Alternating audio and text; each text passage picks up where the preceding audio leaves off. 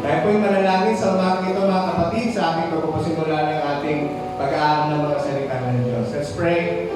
Aming dakilang Panginoon, maraming salamat po sa iyong kaputihan, sa iyong kadakilaan sa aming mga buhay. Tunay, Lord God, na ikaw po ang aming pinagmumulan ng lahat sa amin, ang aming kalakasan, ang aming kagalakan, ang aming kapayapaan, Panginoon, ang lahat sa amin, Panginoon, ay Ikaw. Kaya Lord, hayaan mo, Panginoon, na sa umagang ito ay aming ipagbunyi naman, Panginoong Diyos, ang inyo pong walang hanggang pag-ibig sa aming Panginoon. Una po sa lahat, nagpapasalamat po kami sapagkat narito po kami sa loob ng iyong bahay, sambahan na naman, Panginoon.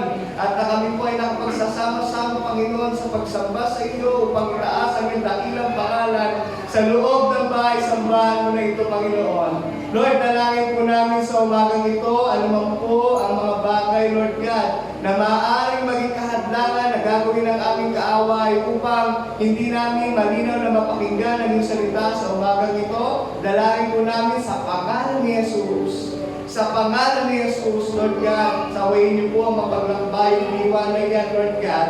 At hayaan mo, Panginoon, ang aming kaluluwa ay makipagkanig, ang aming espiritu, Panginoon, ay makipag-isa, Panginoon, sa iyo, Lord God, sa aming pagsamba.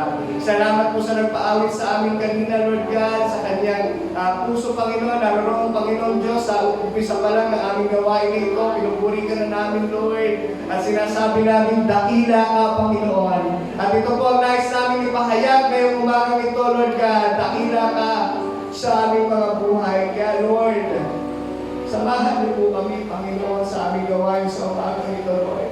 Katagpoy mo po ang aming mga puso, Panginoon Diyos, at kaya mo mga katotohanan ng aming mga salita, ang siya lamang mahayag sa umagang ito, Lord. Gamitin niyo po lamang instrumento ng iyong likod, ngunit ikaw po makita. Kayo po mahayag at higit sa lahat yung mga salita mo, Panginoon, ang siyang tumimo sa aming mga puso. Salamat po, Panginoon. Salamat po, Diyos. Pinupuri ka namin, Lord God, sa umagang ito dahil tunay nga ika'y dakila, ika'y mabuti, Panginoon. Ika'y karapat-dapat lamang namin pasalamatan ng aming mga buhay. Kaya, Lord, sa iyo namin pinabalik, natapagpuri po sa salamat, itong panalangin namin sa pangalan ng Ama, ng Anak, at ng Espiritu Santo natin magsabi na Amen, amen, amen. Palakpakan po natin ang Panginoon Diyos sa umagang ito.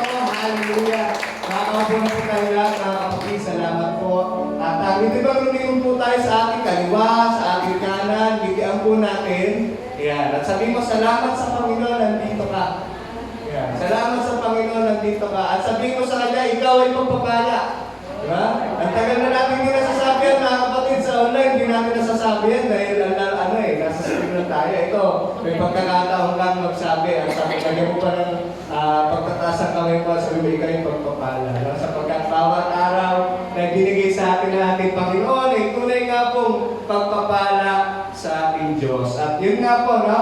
Kaya naman ganoon ang ating lagi sinasabi, kapag tayo umaparito sa bahay-sambahan ng Panginoon, wala po tayong dapat na gawin. Alam mo yung mga bagahing dala-dala natin, ay iiwan natin sa paanan ng ating Diyos, sapagkat alam po natin na ang Diyos ay may magandang plano sa bawat isa sa atin. Amen? Kaya nga po ngayong buwan na ito ng Nobyembre, ngayon po ay mga kapatid, baka kayo ay din po, no? Kanina lang sabi sa akin ng aking may bahay, sabi niya, ang bilis, no? Parang kailan lang tayo nag-worship service, tapos service ngayon. Di ba? Ikalawang linggo na ng buwan ng Nobyembre, at binibilang na nga lang natin ang mga araw, at tayo ay magpapasko na. Pero bago natin bilangin yung araw ng Pasko, tatlong araw na lang birthday na ng ating Pasko. Diba? Amen. So, happy birthday po, Pasko. Ayan. Ating founding pastor sa darating na Wednesday po, no? Na birthday niyang ating Pasko. So, ayan. Salamat sa Panginoon. At ito ang pagpasok ng buwan na ito, na po, ay nagpapasalamat tayo sapagkat napasimulan na natin yung in-person worship service. Namiss ko ito nung nakatayo ko sa inyong harapan at nangangaral sapagkat kapag sa online ako nagpe-praise, nakaupo lang, mas kalahati lang nakikita. Pero ito lang, dito po ulit tayo sa pulpito at nakapapangaral ng salita ng Panginoon. Amen po ba yun? Dami natin dapat ay pagpasalamat sa ating Panginoon. At ngayon nga pong buwan na ito, ang pinag-uusapan po natin ay napakahalagang bagay sapagkat ito po ay patungkol sa ating mga kaluluwa. O ano po yung sabi dyan? Ang ating pong tema ngayon ay Soul Matters. Yan nga po ay may kinalaman din sa pagpasok itong buwan ng Nobyembre. Alam naman natin, pagka Nobyembre 1 at 2, diba? May kinalaman sa mga kaluluwa. Pero yung kaluluwa niyo patungkol sa mga namayapa na. No? Ito po ating pinag-aaralan Soul Matters. Hindi naman po patungkol sa mga namayapa na, kundi mas lalong higit. No? Mas lalong higit sa ating mga nabubuhay pa. Sa ating mga nabubuhay pa. Noong nakaraang linggo, ay binigyan tayo ng verse by verse analysis sa ating pastor regarding sa Pastor Arthur, regarding dun sa kay Lazaro at ang mayaman. Di ba? At malinaw na pinakita niya doon na walang makakaparoon na, no, sa langit unless na siya ang kaluluwa ay sumampalataya na. Di ba? Tumanggap sa ating Panginoon Jesus bilang kanyang Panginoon tagapagligtas, wala nang magagawa doon. At napakalinaw po, napakaraming mga katotohanan na ibinanghay-banghay sa akin. Ngayon po sa pagpapatuloy natin, actually kung nakakapanood po kayo ng ating Wednesday Church, every Wednesday, tuwing Miyerkules sa Wednesday Church po natin, ay natalakay ko rin po ito no, sa ating pinag-aralan patungkol sa qualities of a healthy soul. At napakahalaga talaga ng kaluluwa. Kaya ang pamagat nga po natin itong ating pag-aaralan ngayong umagang ito, ay masunod. Paklik sa PowerPoint. Yan. Ang topic po natin ngayong umagang ito ay, valuing, teka, gumagana na siya. Valuing your soul. No? Valuing your soul. Pagpapahalaga sa ating mga kaluluwa.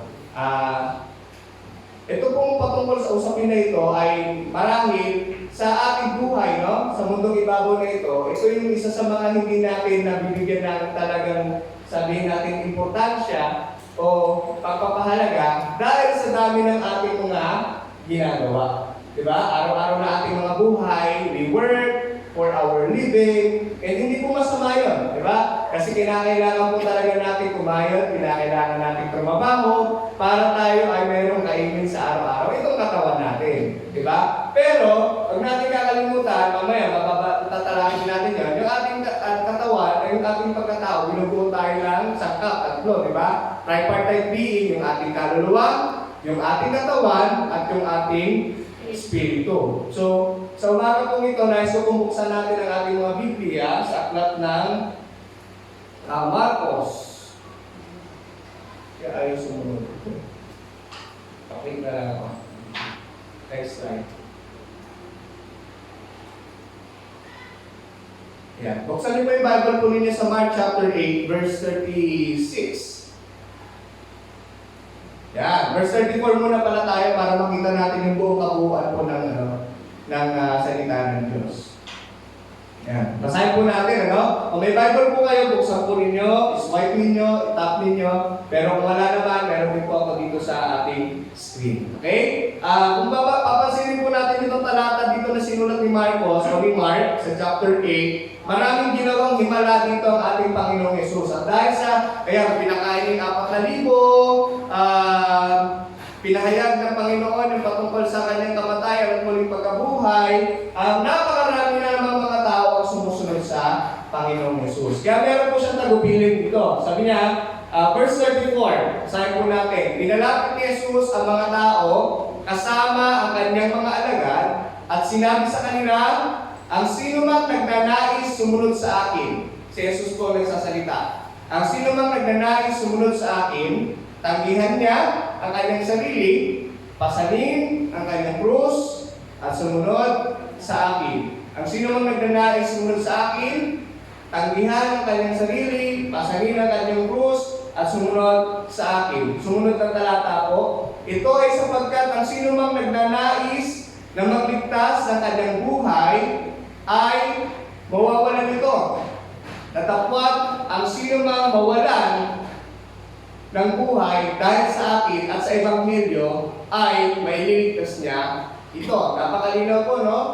Sino man daw pang nagnanais na magligtas sa kanyang buhay ay mawawalan nito, datapwat ang mawalan. Sino mang mawalan ng buhay dahil sa akin at sa Ebanghelyo ay maliligtas nito. Dito pinapakita po paano yung kahalagahan ng pagsunod sa ating Panginoong Jesus. Again, sabi ko nga po sa inyo, itong usapin patungkol sa pagpapahalaga sa ating kaluluwa, ito po yung isa sa mga bagay na minsan hindi na po natin nabibigyan ng kahalagahan dahil sa dami ng ating kabalahanan. Pero meron paalala ang ating Panginoong Jesus sa atin.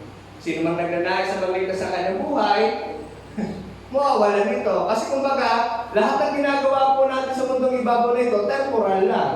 Diba? Alam po natin, lilipas ang lahat ng ito. Sabi nga ng isang natin, tatanda at lilipas din kayo.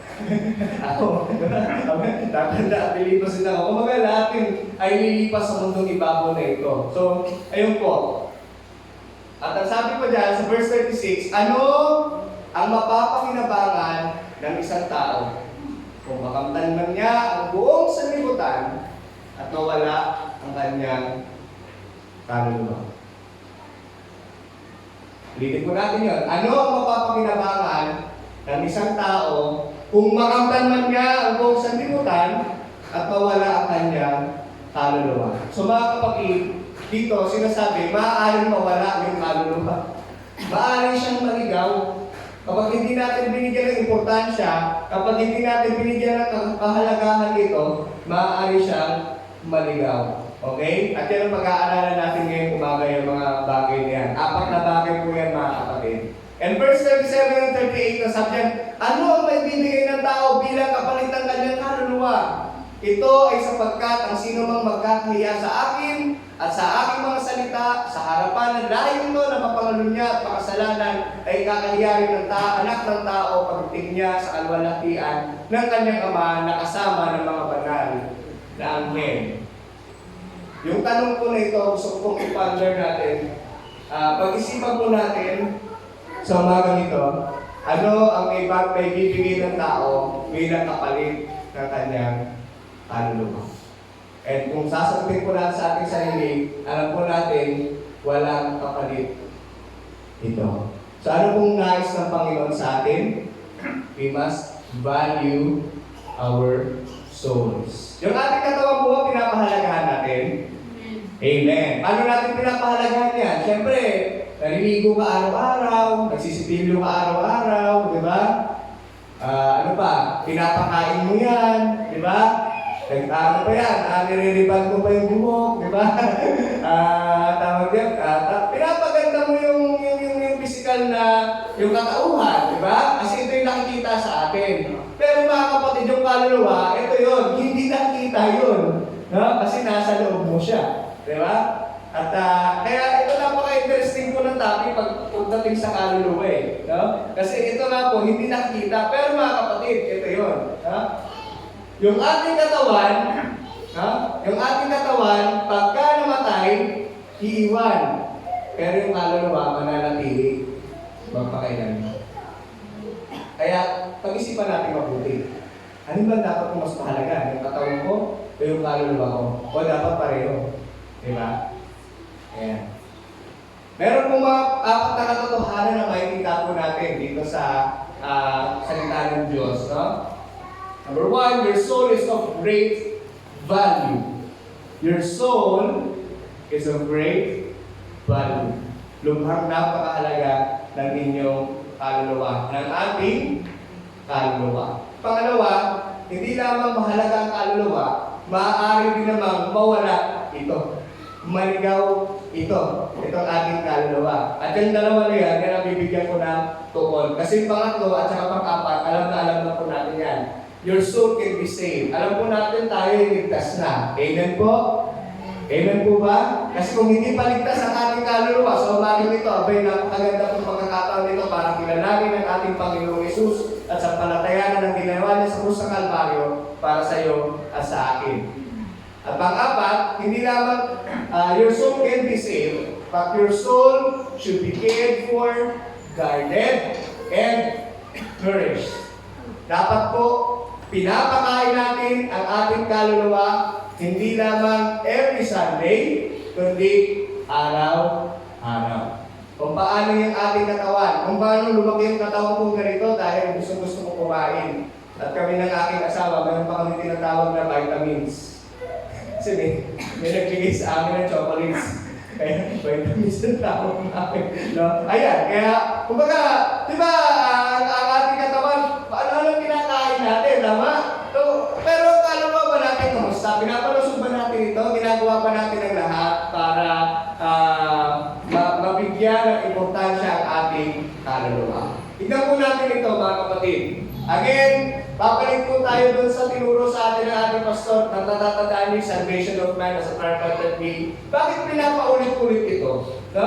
Bakit pabalik-balik tayo dito? Kasi po napakahalaga ng pausapin na ito. Okay? Napakahalaga ng usapin na ito. Bakit? Kasi tayo, sa mundong ibabaw na ito, para ba tayo nabubuhay lamang na ang ating katawan ay ito na yun. At pagkatapos, tapos na. Well, sabi ng daigdig na ito, ganon. Pero sinasabi po ng Biblia, malinaw, hindi po ganon. Tayo ay binubuo ng espiritu, kaluluwa, at ng katawan. At yung espiritu na ito, na binigay sa atin ng Panginoon, ito po yung merong pag-iisip, no? We have the mind, the will, and the emotion. Okay po? Sa kaluluwa natin dumadaloy, lahat ng mga bagay na pinapapasok natin sa ating katawan, na tinatanggap ng ating five senses, yung ating nalalasahan, yung ating nakikita, yung ating naririnig, yung ating naaamoy, yung ating nararamdaman, lahat po yan pumapasok sa kaluluwa. No? Kaya nga po, tayo pipili. Ano ba sinasabi ng Bible patungkol dito? At meron akong tinawag dito na short video lang para mas makita lang natin yung linaw ng bagay na ito. Baka nalilito ka rin tayo. Ano ba yung kaibahan ng espiritu at ng kaluluwa? Alam po natin yung espiritu, tinanggap na natin sa Panginoon yan nung atin siyang inilalabi ng ating Panginoon at tagapagligtas. Ang ating espiritu ang nakikipagkaniib sa Diyos. Paano naman yung ating kaluluwa? Paano yung kaluluwa? Ito yung nagtatranslate ng gagawin ng ating katawan. Panoorin po natin itong short video na ito. The soul and spirit are the two primary immaterial parts that Scripture ascribes to humanity. It can be confusing to try and discern the precise differences between the two, but we'll give it a shot. Here we go. The word spirit refers only to the immaterial facet of humanity. Human beings have a spirit, but we are not spirits. However, in Scripture, only believers are said to be spiritually alive, while unbelievers are spiritually dead. In Paul's writing, the spiritual aspect is pivotal to the life of the believer. The spirit is the element in humanity that gives us the ability to have an intimate relationship with God. Whenever the word spirit is used, it refers to the immaterial part of humanity that connects with God, who himself is spirit. The word soul can refer to both the immaterial and material aspects of humanity. Unlike human beings having a spirit, human beings are souls. In its most basic sense, the word soul means life. However, beyond this essential meaning, the Bible speaks of the soul in many contexts. One of these is in relation to humanity's eagerness to sin. Human beings have a sinful nature, and our souls are tainted with sin. The soul, as the life essence of the body, is removed at the time of physical death. The soul, as with the spirit, is the center of many spiritual and emotional experiences. The word soul can refer to the whole person, whether alive on earth or in the afterlife. The soul and the spirit are connected but separable. The soul is the essence of humanity's being. It's who we are. And the spirit is the immaterial part of humanity that connects with God. That answers the question, what is the difference between the soul and spirit of man? Ayan. So, I hope na sa mabilis na video na yan ay naging mas malinaw po sa atin. Kaibahan ng espiritu at ng kaluluwa. Yung espiritu po natin, ito po ang nakikipag-ugnay sa Diyos. Yung ating kaluluwa naman, ito po yung, nagtatranslate ng lahat ng tinatanggap ng ating katawan. Kaya nandito yung struggle sa ating kaluluwa. Diba si David, madalas, na binabanggit niya sa Panginoon, o kaluluwa ko. Diba? Maganak ka sa Panginoon. Bakit niya sinasabi yun? Sapagkat nahihirapan ang espiritu kapag ka hindi naging maayos yung ating kaluluwa sa ating Panginoon. Kaya nga tanong ko sa atin sa umagang ito, kamusta po ang ating kaluluwa? Again, pag pinag-usapan po natin yung kaluluwa, hindi lamang ito yung kaluluwa ng mga namayapa na, kundi mas lalong higit yung kaluluwa nating mga nabubuhay pa. Sapagkat ito'y lalong mahalaga sa harapan ng ating Panginoon. Ito yung kanyang ililigtas sa kapamakan. Hindi po itong katawan na ito, no? Kundi yung ating kaluluwa. Well, pinangako ng Panginoon, hindi niya tayo iwan, hindi niya tayo pababayaan, pero sa katotohanan po niyan, yung ating kaluluwa talaga ay napakalaki ng ano niyan sa Panginoon. Opo? Napakalaki ng work sa Panginoon. Kaya paano kung dapat natin gawin? No? Alamin po natin bakit mahalaga ang ating kaluluwa. Meron pong magandang book na sinulat si John Bunyan. If you know him, siya rin po yung sumulat ng aklat na Pilgrim's Progress. Ang pamagat ng kanyang aklat na naisulat ay The Greatness of the Soul. At sa kanyang aklat na The Greatness of the Soul, may 11 siyang bagay na binanggit kung bakit ang ating kaluluwa ay higit na mahalaga. Pero huwag po kayong mag-alala, dahil kulang ang ating oras, hindi ko babanggitin yung 11. Kundi pumili lamang tayo ng ilang mga mahalagang bagay patungkol sa kahalagahan ng ating kaluluwa. At una na nga po ditong lahat, ang kaluluwa natin ay mahalaga dahil ito ay mula sa hininga ng ating Diyos. Buksan po natin muli ang ating mga Biblia, mga kapatid, at bumalik po tayo sa paglalang ng Diyos sa ating mundo sa Genesis chapter 2. Yan. Genesis chapter 2. Alam niyo po, kaya ang Bible kahit na napakatagal na kung hindi nila haalala ng aklat na ito, pero alam po natin hindi siya basta aklat. No? Sapagkat narito po ang hiwaga ng pagkakalalang ng Diyos sa atin. At yung mga salita din ng Diyos, ito yung pilit na inaagaw sa atin ng ating kaaway, lalo na sa panahon natin ngayon. At pilit na pinapalitan ng mga kasinungalingan na kung saan-saan nagmumula. Kaya po tayo mga mananampalataya, lagi tayong dapat babalik sa kanyang salita. Ano bang sinasabi ng salita ng Diyos? Alam niyo po sa Genesis chapter 2 verse 1, ganito ang sinabi: nilikha nga ng Diyos ang langit at ang lupa at ang lahat ng bagay na naroon. Bitin ko po yan, nilikha nga ng Diyos ang langit at ang lupa at lahat ng bagay na naroon. Pag tinapos niyang likhain ang lahat ng ito sa loob ng 6 na araw, at siya'y nagpahinga sa ikapitong araw. At verse 3, pinagpala niya ang ikapitong araw at itinuring itong banal sapagkat sa araw na ito siya nagpahinga matapos likhain ang lahat. Ganito ang pagkalikha sa langit at sa lupa. Kung tatandaan po natin, o maalala po, babalikan natin yung aklat ng Genesis, lahat po ng nilalang ng Diyos sa sanlibutan na ito, nalikha dahil sa kanyang, ano po? Salita. At sinabi ng Diyos magkaroon ng puno. Diba? At sinabi ng Diyos magkaroon ng liwanag at dilim. At sinabi ng Diyos magkaroon ng isda, ng tubig, diba? Ng lahat, diba? Pero, bukod tanging mga kapatid, sa verse 7, sinabi ng Panginoon, pagkatapos ginawa ng Panginoong Yahweh ang tao mula sa alabok, hiningihan niya ito sa ilong, hiningihan niya sa ilong, at nagkaroon ito ng buhay. Sa English yan, the Lord God formed the man of dust from the ground and breathed into his nostrils the breath of life. Ito po ang kaibahan po natin sa lahat ng nilikha ng Diyos. Kaya po ang aso, kung tatanungin natin, may kaluluwa ba ang aso? Diba, may kaluluwa ba mga hayop? Wala po, sapagkat tayo po, napakalinaw na sinabi ng Diyos yan. Ang tao lamang bukod tanging mula sa hininga ng Diyos. Hello po. Amen? Napakalinaw po yan. At pagkatapos, ito'y naging buhay. Buhay na katawan. Ganyan po pag-ilagilalas yung pagkakalalang ng Diyos sa atin. Hiningihan niya sa ilong ang tao ng hiningang nagbibigay buhay, kaya ang tao ay naging buhay na nilalang. And man became a living soul. Litin po yun, soul. Buhay na kaluluwa. Kaya again, doon pa lang sa pagkalikha sa atin ng Diyos, alam po natin na ang Diyos, gano'n na lang yung halaga natin sa Kanya. No? Na walang may tutumbas na kapalit sa buhay na ito na binigay ng Panginoon sa atin.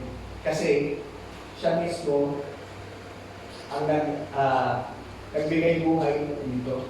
Na walang karapatan ang sino man para bawiin din naman ang buhay na ito. Amen po? Mahalaga tayo sa Panginoon. Sabi mo sa katabi mo yan, mahalaga ka sa Diyos. Mahalaga ka sa Diyos. Ang tanong lang ay, mahalaga din ba siya sa atin? Di ba? Ayan.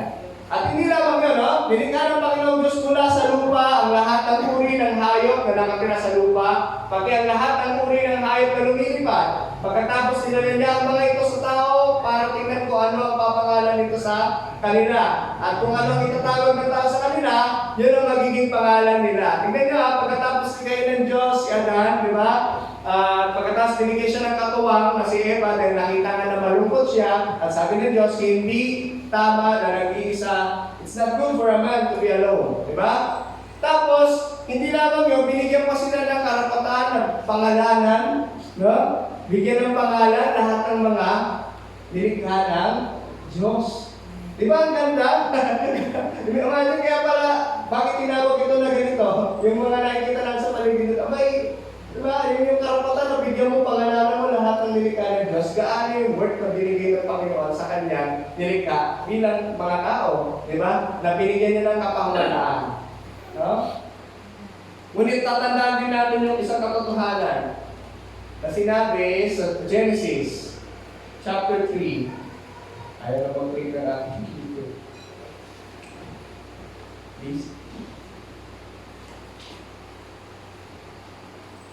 Sabi po dito, dahil sa lupa ka nagbulak, sa lupa ka rin babalik. Yeah? Thus, you are to dust, you will return. And this is what will happen when we die. Babalik po ang katawan na ito sa lupa, pero yung kaluluwa, mananatili. Kaya lagi nating binibigyan ng importansya. Alam ko may papangaral din po dito sa susunod na mga linggo, yung patungkol sa soul winning. Kasi napakahalaga na mamalakaya tayo ng kaluluwa. Ito po ang pagkatawag sa akin ng Panginoon. Hindi lang sapat na tayo ay ligtas na, nakakilala sa Panginoon, kundi tayo din naman ang gagamitin ng Panginoon para ibahagi ang kanyang mabuting balita. Dahil ang reality, dahil sa lupa ka nagmula, sa lupa ka rin babalik. Pero yung kaluluwa mo, kamusta? Diba? Praise God, kasi kung kailangan Kristo na tayo, ligtas ang ating kaluluwa. Pero pagkatapos maligtas ang ating kaluluwa, ano na ang susunod? Dapat ang kaluluwa na ito ay magbigay ng kalwalhatian sa Panginoon. Genesis chapter 1 verse 26-27. Ito po kung bakit tayo pabalik-balik sa Genesis. Dahil gusto natin makita yung importansya. Ganito tayo ka-valuable sa Panginoon at yung kaluluwa natin sa Panginoon. Pagkatapos sinabi ng Diyos, likhain natin ang tao ayon sa ating wangis. Sila ang mamamahala sa lahat ng uri ng hayop. Mga lumalamoy, lumilipad, lumalakad, gumagapang. Kaya nilikha ng Diyos ang tao, lalaki at babae, ayon sa wangis niya. O tignan nyo nga po yung katabi nyo. Yan, nilikha yan sa wangis ng Diyos. Diba? Kaya ganun tayo, mahalaga tayo sa Panginoon. Kaya sa panahon na tayo nanghihina, yung kaluluwa po natin, tignan lang po natin yun yung katotohanan po na yun. Diba? Mahalaga ako sa Panginoon. Binigay niya ang lahat para sa akin. Ano naman ang ibibigay ko sa kanya? Kaya ganyan po ang palagi natin So let us remember always yung katotohanan na yun. Our soul is breathed unto us by God. Diyos po ang bibigay sa atin ng kaluluwa na ito. Kaya dapat naman natin ipamuhay sa kanya. Secondly, hindi naman po hiningihan ng Diyos ang kaluluwa na ito at binigay sa atin. Kung hindi ito din naman, itong kaluluwa na nasa atin, ang dahilan kung bakit tayo nakagagawa ng mga bagay na ating ginagawa. Alam po ba natin yon? No? Our soul is inspiration of our achievements. Sabi ng James chapter 2 verse 26, kung paanong patay ang katawang walang espiritu, patay din ang pananampalataya kung walang mabuting gawa. What do I mean by this? For example, yung mga manunod po natin dito, bakit po sila nakatutugtog? What gives them the drive and the motivation? Ibig sabihin po, ito yung kaluluwa nila, na ano po, na in-immerse nila sa pagtugtog, di ba? Kaya nakapagbibigay sila ng magandang tugtugin. Ganon din sa nagpapaawit. Bakit nakakaawit? Ang Diyos ang nagbigay sa kanyang kaluluwa ng desire, di ba? Ng passion para gawin yun. Bakit maraming mga magagaling mag-drawing? Magaling mag-lettering, naalala si Sister Isel. Magaling sa mga lettering ganyan-ganyan, samantalang ako, stick lang ang kaya kong i-drawing. Ganito na po, katanda, hindi ako marunong mag-drawing ng maayos. Bahay-bahay pa rin. Dahil yun po ay ano po, binigay ng Diyos sa atin yung kaluluwa na yun. No? Lahat ng mga bagay na pinagkakausayan, yung businesses. Bakit? Nakapag-iisip tayo ng mga magagandang plano patungkol sa ating mga negosyo. Ano ang dapat natin gagawin? Diba? Yun ay dahil binigay sa atin ng Diyos itong kaluluwa na ito, at kung ano yung pinipit mo sa kaluluwa mo, siyang gagawin ng iyong katawan. Hello? Amen po. Kaya kung paano patay, imagine nyo na lamang kung ang kaluluwa natin ay lugmok. Kung ang kaluluwa natin ay habo, apektado rin ang ating katawan. Wala tayong sigla. Diba? Wala tayong kainulimbas dito na kagalakan. Kasi malungkot yung kaluluwa mo. Kaya ano pong dapat na gawin? Bigyan po natin, kailangan natin pakainin itong ating kaluluwa. Kasi mamaya pag-aaralan natin yun, maaari itong mawala, maaari itong maligaw. Kaya nais ang Panginoon sa ating kaluluwa, bigyan natin ito ng importansya. Bigyan po natin ito ng kalagahan. Napakarami po mga bagay patungkol po sa usapin na ito. Kahit po yung mga manlalaro ng sports, diba? Tumatakbo nga man, nagpa-basketball. Bakit ang galing-galing maglaro ng basketball na ito? Diba? In-immerse na nila yung kaluluwa nila dun eh. Diba? Kumaga talagang yun yung buhay nila. Kanina doon sa ating video na pinalabas, our soul is our life. Ito ang ating buhay. Kaya praise God, naririnig po tayo lahat, pinili ng ating kaluluwa na magkasama-sama po tayo at manambahan sa Panginoon. Binibigyan po natin ng kahalagahan ang Panginoon sa ating mga buhay. Amen po? Palapakan po natin ang Panginoon. It is the inspiration of our achievements. Kaya sa lahat ng ating gagawin, ating alalahanin, may kinalaman lagi yung kaluluwa natin dyan. Hindi na din yung katawan. Kasi yung katawan ang vehicle lamang. Right? Sabi nga ni Colin Smith, your soul is what gives direction to your body. All that you achieve in life, everything that is achieved in the world, will arise from the life of the soul. Dahil sa iyong kaluluwa. Ito ang nagbibigay ng direksyon sa lahat ng ginagawa natin. Pinili natin na magalak ang ating kaluluwa sa Panginoon. Ang gagawin natin lahat para sa Panginoon. Kagaya nga na sinabi ng Apostol Pablo, ano mang gawin mo, kumain ka man, uminom ka man, saan ka man naroon, gawin mo ito para sa kanyang kaluluwa. It gives direction. Number 3, hindi lang naman na our soul is the inspiration of all of these things na ginagawa natin at mga nakakanta natin, kundi ito din naman ang dahilan kung bakit tayo nagkakasala. Ito ang dahilan na hindi kung bakit tayo nagkakasala. Tingnan po natin yung sinabi dyan sa verse 3. Natutokso ang isang tao kapag nangihikayat siya at nadadala ng sariling pagnanasa. Natutokso ang isang tao kapag nahihikayat siya at nadadala ng sariling pagnanasa. Kumbaga, maling pinipid natin sa ating kaluluwa, ito po yung magmamanifest sa ating araw-araw na pamumuhay. And dito pa naman, ang reality sa ating mundo, sa oras sa na ito, sa sandaling ito, napakadaming mga bihikulo ng kahaway para tayo ay lindangin, para tayo ay tuksohin.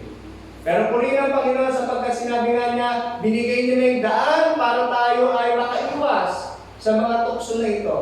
No? God gives us, walang pagsubok na hindi natin kaya lagpasan sapagkat siya mismo nagbigay ng daan para mapaglabanan natin ang mga ito. So, mag-ingat po tayo mga kapatid. No? Pag-ingatan po natin ang ating kaluluwa sa pamamagitan ng mga bagay na pinapasok po natin dito. Laging paulit-ulit lang yung sinasabi sa ating church. Mahalaga po bang Bible reading? Mahalaga po bang prayer? Amen. Napahinaan po yun. Amen. Ang Sunday fellowship po ba? Ang Sunday worship service mahalaga po? Ang pag-witness po ba yung mahalaga? Amen. Lahat po ng sinasabi ko, no? Pag ginawa po natin yung mga bagay na yun, yun po ay nasa salita naman ng Panginoon eh. Di ba?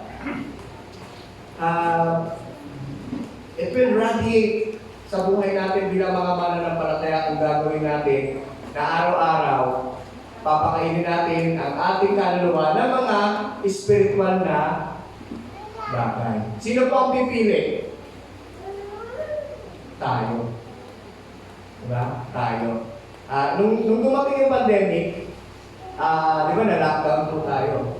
Napakarami nating mga tayo na idle tayo. And saan natin na-google yung mga panahon na yun? At hanggang ngayon, di ba? Saan natin mostly binibigay yung ating panahon? Think about it. Pag-isipan po natin mabuti. Because our soul is the cause also of all our sins. Kung anong dapat natin gawin para di magkasala, ay gawin po natin kalooban ng Diyos. Sabi nga ni John Bunyan, your soul has the deepest hand in your sins. It sticks to you because that's what your soul loves. Para may kinalaman sa point number 2. Ito yung ginagawa mo ngayon kasi yan yung gusto gawin ng kaluluwa mo. Wala ka nang rason doon kung bakit nandiyan ka ngayon, bakit yan ang nangyayari sa'yo ngayon. Kasi yan ang pinili ng kaluluwa mo na gawin. Yan ang pinili mo na ilagay sa kaluluwa mo, kaya yan ang nangyayari ngayon. Pero ito nga po yung sinasabi natin mga kapatid. Kung tayo mananampalataya, alam natin kung anong dapat na pinapakain sa ating kaluluwa. So it's a daily battle. No? Araw-araw, meron tayong pakikipagpata, may spiritual warfare. No? Meron tayong laging pakikipagbaka sa kaaway. At sino po ang nananagutan? At kagaya nga ng kanilang binabanggit, ika-4, our soul will last forever. Mananatiling magpakailanman ang ating kaluluwa. Tingnan po natin yung sinabi ng Matthew chapter 10 verse 28. Nababasa po ba natin yan? Sige nga po, basahin natin sabay-sabay. 1, 2, 3. Huwag kayong matakot sa gustong pumatay sa inyo. Ang katawan lang ninyo ang kaya nilang patayin. Pero hindi ang inyong kaluluwa. Sa halip, ano sabi yan? Matakot kayo sa Diyos na siyang may kakayahang pugsain ang katawan at kaluluwa ninyo sa impyerno. Malinaw po ba yung sinabi ng salita ng Diyos? Saan daw po dapat tayo matakot? Sa Diyos. Sa Diyos. Bakit? Siya lamang ang may kakayahan na puksain, hindi lamang yung katawan, kundi lalong higit yung kaluluwa na meron tayo. Again, lahat ng ginagawa po natin sa mundong ibabaw na ito is all temporary. No? Lahat ito, sabi ng mundong ito, walang forever eh. Diba? Walang forever. Hindi ko totoo kasi meron. Yung kaluluwa mo is forever. The moment ay sinilang ka sa mundong ibabaw ito, binigyan ka ng kaluluwa ng Diyos. At yung kaluluwa na yan, mananatili magpakilanman. Ang tanong lang, saan ibubugol ng kaluluwa mo ang magpawala ka dito? Oh, kaya dapat alam po natin itong mga mga katotohanan na ito ng salita ng Diyos. Matakot kayo sa Diyos na siyang kaya pusayin ang katawan at kaluluwa nito sa impyerno. Siyempre, mangyayari lamang yan kung ang kaluluwa ay hindi kumilala sa ating Panginoong Hesus bilang kanyang Panginoon at tagapagligtas. Sapagkat ang nais naman ng Diyos sa buhay natin na ito sa ating kaluluwa is a flourishing life. isang buhay na masagana, isang buhay na nananagumpay, isang buhay na nakaangkla sa mga salita at pangako ng Diyos. Amen po? Yan ang mga dahilan kung bakit dapat pahalagahan ang ating ano. Pangalawang bagay, hindi lamang your soul is of a great value. Anong ibibigay natin sa Panginoon kapalit ng ating kaluluwa, alam natin na wala. Kaya dapat itong kaluluwa na ito, na mayroon tayo, ito ay ating pangalagaan. At madalas ito na hindi natin napapangalagaan. Kaya nga natin pinag-aaralan ngayon. Para sama-sama tayo, alagaan natin. Ano po? Ang ating kaluluwa. Pangalawang bagay, maaari kang maligaw itong kaluluwa na ito. Your soul can be lost. Hindi ko po sinasabing salvation, ha? Kundi soul. No? Ang tao, kung dinala na sa atin, ang kaluluwa kung dinala sa ating Panginoong Yesus, maaaring maligaw. Paano? How can a soul be lost? Number one. Bago sa number one, basahin natin ulit. Bumalik tayo din sa talata, Mark chapter 8, verse 35. Ito ay sapagkat ang sino mang nagnanais na magligtas ng kanyang buhay ay mawawalan ito. Tatapot ang sino mang mawalan ng buhay dahil sa akin at sa Ebanghelyo ay maililigtas niya ito. Notice of this, take note of this, nung panahon ni Jesus, marami gustong sumunod sa Kanya. Tama? Kahit naman sa panahon po natin, pag nag-challenge tayo, halimbawa, evangelistic crusade yan. May nag-challenge sa na preacher at sinabi, isuko mo buhay mo sa Panginoon. Ang dami yan. Diba? Ang daming lumalapit sa Panginoon. Pero ang tanong, pagkatapos noon, ano na ang kasunod? Marami kasing ang katotohanan ng realidad sa ating buhay. Siyempre, gusto natin iligtas yung ating buhay. Masama po ba yun? Hindi po.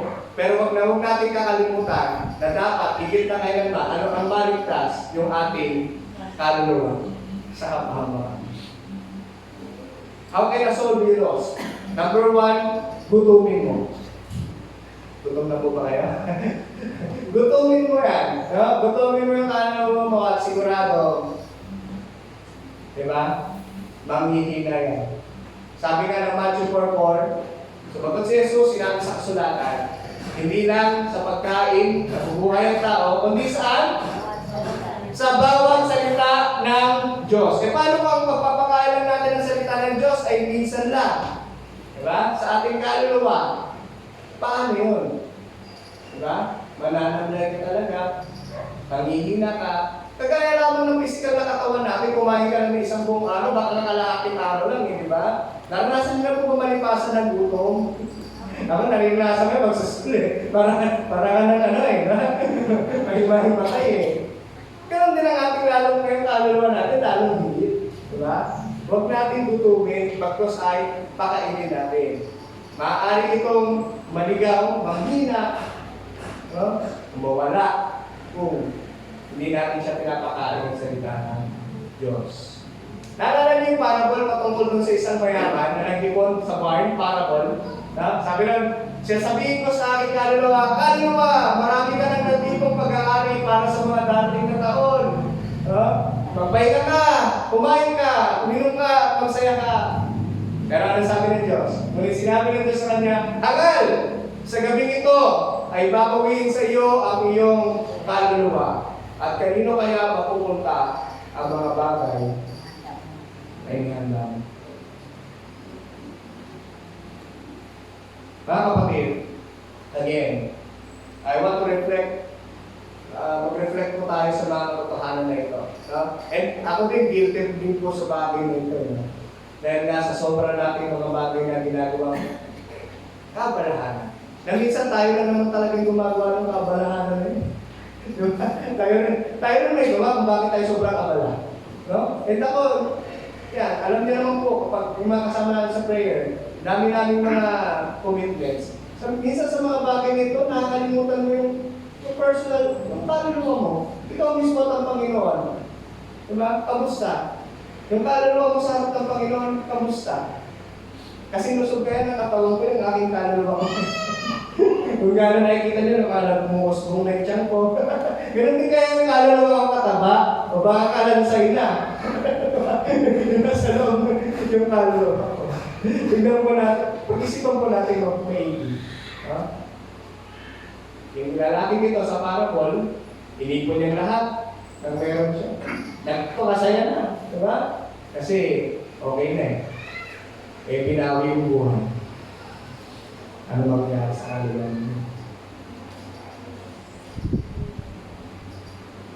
Our souls can be lost when we starve it. Number 2, when we strangle it. Kapag sinakal mo ito. No? Ngunit dahil sa alalahanin sa buhay nito, pagkasilaw sa salapi, o kaya pagkahumaling sa ibang mga bagay, ang salita ay nawawala ng puwang sa kanilang puso. Kaya hindi ito nakakapamula. Ibig sabihin mga kapatid, itong buhay natin, may bubunga pa pala tayo, di ba? Marami pa palang lalang Diyos sa buhay natin, marami pa palang na gusto gawin sa buhay ng bawat isa sa atin. Ang tanong lang, pinapapasok po ba natin sa ating puso yung mga katotohanan ng kanyang mga salita? Tinatanggap po ba natin at sinusunod, no, sa ating buhay ang kanyang mga salita? O parang wala na lang? Pag natapos na ang mic. Hello. Natek ka na. Kapindot ko lang yata. Pag natapos ang ating pananambahan o kaya mga gawain natin, kamusta po tayo? Kamusta po tayo? Pag-isipan po natin mabuti. Hindi ko po sinasabi na nakakamit lang sa gawain ng Panginoon ang paglago ng ating kaluluwa. Hindi po porket sinusunod mo lahat yan. Matin ka na Wednesday church, ng Thursday, ng Saturday, ng Sunday. No? Mabunga ka na. Hindi lang po yung patay, kundi personal po ito. Ikaw at ang Panginoon. Ako at si Lord. No? Kamusta po tayo? Again, ulitin ko lang po, ang salita ay nawawala ng puwang sa kanilang puso, kaya hindi ito nakakapamula. Kaya hindi makapamula. The cares of the world and the deceitfulness of riches and the desires for other things enter in and choke the word and it proves unfruitful. So huwag nating i-choke, no? Huwag nating sakalin o i-deprive ang ating kaluluwa sa mga katotohanan ng salita ng Diyos. And lastly, our souls can be lost kapag ito na, isurrender mo ng kaluluwa mo doon sa mga bagay na hindi tama. Sinabi po dyan, mga minamahal bilang mga kapatid, unang Pedro 2:11, mga minamahal bilang mga dayuhan at mga pansamantalang naninirahan, ipinapamanhid ko sa inyo na kayo ay lumayo sa masamang pagnanasa na naman na nakikipaglaban sa kaluluwa. Nakita niyo po yung laban? Nakita niyo po yung warfare? Nasaan po? Nasa ating laban at nasa ating kaluluwa. Paalala ni Pedro, mga dayuhan. Pag dayuhan man nananatili, parang dito lang, pag hindi ka US na citizen, di ba? Tapos Amerika ka, pauwiin ka rin. Di ba? Sa mga nakapaibang bansa po dito, kaya kumapalik tayo din sa ating bansa, dahil alam mo, hindi ka taga doon sa bansa na iyon. Tama po? Yes. Alam niyo tayo mga mananampalataya, hindi rin po tayo permanente dito. Sa mundong ibabaw na ito. This world is not our home. This world is not our home. Noong lang, ito si Lolo Shano po, itong week lang na ito, dahil 100 years old, and uuwi na sa piling ng Panginoon. 100 years old. Pero yung iba, alam natin, iba-iba po ang kita. Sabi nga, unang-unahan lang yan. Pero kanino mo sinusurrender yung kaluluwa mo? Sa Panginoon o sa mundo ito? Dalangin ko po mga kapatid sa umagang ito na managumpay ang Diyos sa ating mga kaluluwa. Sa ating mga kaluluwa. Hindi po madali. Hindi po madali. Kasi kahit kami ng mga pastor, kahit sino, no? Walang exempted sa pakikipagdigma, no? Sa ating kaawan. Pero sabi nga ni Bishop J.C. Bryan, the first step towards heaven is to find out the worth of your soul. Pag alam mo mahalaga yung kaluluwa mo, bibigyan mo ng papapahalaga niya. Para kagaya ng katawan natin, alam mo na kapag hindi mo yan pinakain, magkakasikit ka, hindi ka makapagtrabaho. Ganun din po yung kaluluwa. Pag hindi mo yan pinakain, nahihirapan yung ating espiritu ng mga pagkain sa Panginoon. Ito na yung dahilan kung bakit ang hirap natin lumapit sa Panginoon, o bakit parang pag nananalangin tayo, layo-layo niya. Diba? Kapag ka nagbabasa ka ng Bible, wala kang gana. Diba? Parang walang dating sa atin, walang rema sa atin. Ito'y dahil maaaring ganito na o nawala na. Salamat sa Diyos sapagkat ang Diyos ay concerned sa ating kaluluwa. Hindi lang concerned, kundi pinapahalagay na ng lalong higit pa ang iyong kaluluwa, ang ating kaluluwa. Ang question ko lang sa umagang ito, kamusta po yung ating katatayuan ng ating kaluluwa sa harapan ng Panginoon? Kamusta po tayo sa harap ng ating Diyos? Anihan ko po ang lahat na tumayo sa umagang ito. Yamang ating napag-aralan ng salita ng Diyos.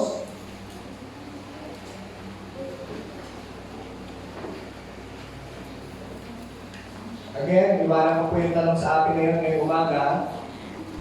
Sa ating pagtatapos, kumusta po yung ating kaluluwa sa Panginoon? Ulit-ulitin lamang po natin ito palagi dahil ito yung gusto natin makita ng mga kapatid. Sapagkat ang kaluluwa na masagana, malago, ay nagbubunga. At ito po yung gusto po natin sa bawat isa. Na tayo po ay magbunga sa Panginoon. Sa lahat ng inyong ginagawa, sa lahat ng ating ginagawa, magbunga tayo sa Panginoon. Sapagkat, walang yung buhay natin na ito, dito sa mundong ibabaw nito, lilipas din ito. Pero ang mananatili, yung kaluluwa natin, sa Panginoon ang pakailan. Hallelujah. Salamat po. Yan po yung manalangin sa umaga nito. Aming Diyos, salamat po sa mga katotohanan ng inyong mga salita. Tunay, Lord, na napakahalaga ng aming kaluluwa sa iyo, Panginoon. Simula pa lang sa paglalang mo nito, Panginoon, hilingihan mo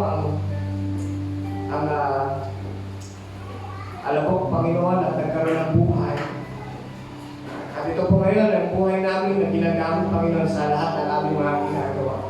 Kaya Lord, hayaan mo ang kaluluwa na ito ay palagi lamang magpuli sa inyo, palagi lamang magalak sa inyo, Panginoon, palaging pipiliin, Panginoon, ang mga bagay na makalangin, mga bagay na kalooban mo, mga bagay, Panginoon, na sang-ayon sa iyong mga salita, Panginoon. And Lord God, dalangin ko po para sa bawat isa sa amin, Lord, sa aming mga kapatid, sa umagang ito, Lord, protect us, Panginoon. Dahil po, Panginoon, ang patuloy na mag-ingat sa amin sa mga pakala ng Diablo, Panginoon. Kabila ang atake sa amin ng aming kaaway, Panginoon, nababasa namin, napapanood namin, Panginoong Diyos. And Lord, kapag napapanood namin ng mga ito, parang nilibigyan yung kaluluwa namin na parang ang layo-layo na namin sa inyo, Panginoon. Yaong nandito po ang iyong mga salita at napakatotoo namang sinasabi mo, Lord, nag-aalok ka lagi sa amin ng kapahingahan. Ibigay mo ang lahat ng iyong kabalisan sa Panginoon sapagkat siya'y nagmamalasakit sa iyo. Lord God, patawarin mo po kami kung kami man ay nagkukulang, nagkakasala, Panginoon. Di po namin nabibigyan ng kahalagahan, ng panahon, sa aming buhay, na pangalagaan ang kaluluwang kaloob mo sa amin, Lord. Let our soul magnify you, Panginoon, every day of our lives, Panginoon. Kaya mo ang kaluluwa na ito ay laging magbigay naman ng kaluwalhatian sa inyo, pangalan, Panginoon, sa pakikinig sa iyo ng aming Espiritu, Panginoon. Tulungan mo po kami sa aming mga araw-araw na struggles, Panginoon. I pray for my brothers and and sisters right now, Panginoon, ano man po ang kinakahanap na pagsubok, na spiritual, o physical man, ang mga bawat isa sa amin, Lord, I pray, Lord God, that you will be the one to be victorious in their lives, Panginoon. Managumpay ka sa aming mga buhay. In Jesus' mighty name, sa pagkatunay, Lord God, ibinigay mo na sa amin ang kapamalaan, Panginoon. Ang kapangyarihan, Lord God, ay narito sa amin. Kami nga lang po ang pipili, Panginoon. Kaya ka namin kumilos sa aming mga buhay, Panginoon. Kaya, Lord, empower us, O God. Lalong-lalo na ng iyong banal na Espiritu, Panginoon. Maging sensitibo kami sa tinig ng iyong Santong Espiritu sa lahat ng aming pagpapasya, sa lahat ng aming pagpaplano, sa lahat ng aming gagawin, Panginoon. Makinig kami lagi sa iyong banal na Espiritu, Panginoon, upang nang sa gayon, sa lahat ng aming iisipin, sasalitain o gagawin, ay magbibigay ang aming kaluluwa na ito ng kaluwalhatian sa iyong pangalan. Lord, pangunahan niyo po ang bawat isa sa amin, pagpalain ng bawat isa, Panginoong Diyos. Ano man, Panginoong Diyos, ang aming daladalain sa oras na ito ay aming pinagkakatiwala, ang lahat sa lahat ng ito, Panginoon, sa iyong pangalan. Salamat po, Panginoon, sapagkat sa iyong pangalan ay may tagumpay. Salamat sapagkat sa iyong pangalan, Panginoon, ay may kaligtasan. Salamat sapagkat sa iyong pangalan ay may kagalakan. Salamat sapagkat sa iyong pangalan, Panginoon, ay may katiyakan, Panginoon, na ang lahat ng mga bagay na ito, Panginoon, ay aming kakayanin, aming susumin na may pananampalataya sapagkat nariyan ka.